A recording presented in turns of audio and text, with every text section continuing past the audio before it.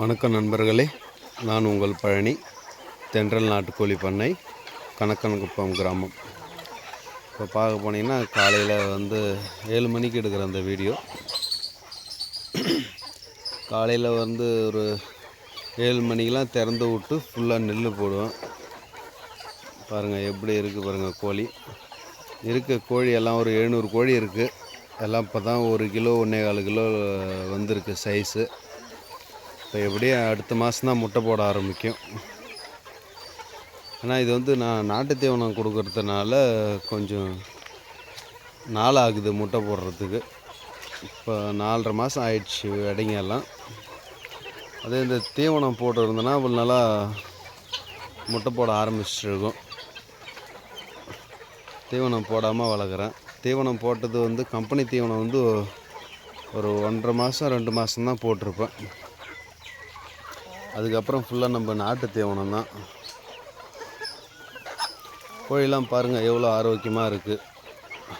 கோழி பார்க்குறத பொறுத்து தான் இருக்குது எப்படி ஆரோக்கியமாக இருக்குதுன்னு சொல்லிட்டு. நம்ம ஏனோ தானமோன்னு இருந்தோம்னா அது ஒன்றும் சரி வராது. நமக்கு எதனா ஒரு தொழில்னு ஆரம்பித்தோம்னா கண்ணு கருத்துமா அதை பார்த்துக்கிட்டே இருக்கணும். எப்பவும் என்ன வருது, எப்படி போகுது, கோழிங்க எப்படி இறை சாப்பிடுது பாருங்கள், எப்படி இருக்குது பாருங்கள்.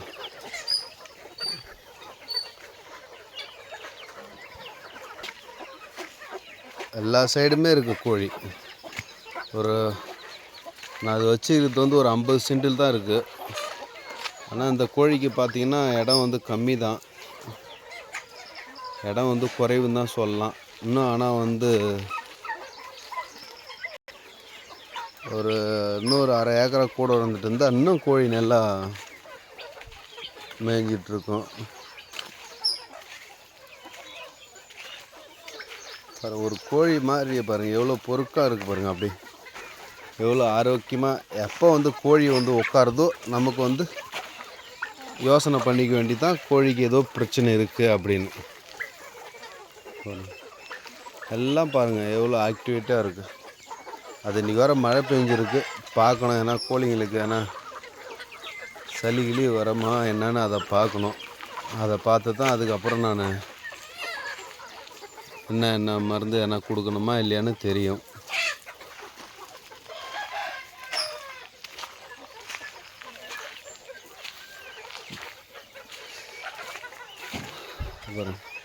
இதெல்லாம் 1.25 கிலோ மேலே வந்துடுச்சு. இதில் கூட வான்கோழியும் இருக்குது, கிண்ணி கோழியும் இருக்குது.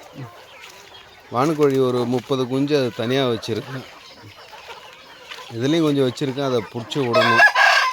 ஆனால் பிடிச்சி விட்றதுக்கு நேரம் இல்லை. இப்போ கறிக்கடையும் போட்டிருக்கேன் நான். அதில் 4 போயிடுது. காலையில் 8 மணிக்கு போயிட்டுனா சாயங்காலம் தான் வர்றது. இப்படி தினமும் நான் வீடியோ கொடுத்துட்டே இருக்கேன். சேனலில் சப்ஸ்கிரைப் பண்ணுங்கள், சப்போர்ட் பண்ணுங்கள். வீடியோ பார்த்ததுக்கு நன்றி. அடுத்த வீடியோவில் பார்க்கலாம். தென்றல் நாட்டுக்கோழி பண்ணை, தென்றல் இன்டகிரேட்டட் ஃபார்ம்னு இருக்கும். இன்னும் மற்ற ஆடு மாடு இதெல்லாம் வளர்க்கணும். பொறுமையாக அப்படியே ஒன்று ஒன்றா ரெடி பண்ணலான்னு இருக்கேன். இப்போ தான் நாட்டுக்கோழி பண்ணையை உருவாக்கிட்டேன். இப்போ இதை வச்சு வேறு ஒரு பண்ணையை உருவாக்கணும். சேனலை சப்ஸ்கிரைப் பண்ணுங்கள். தேங்க்யூ.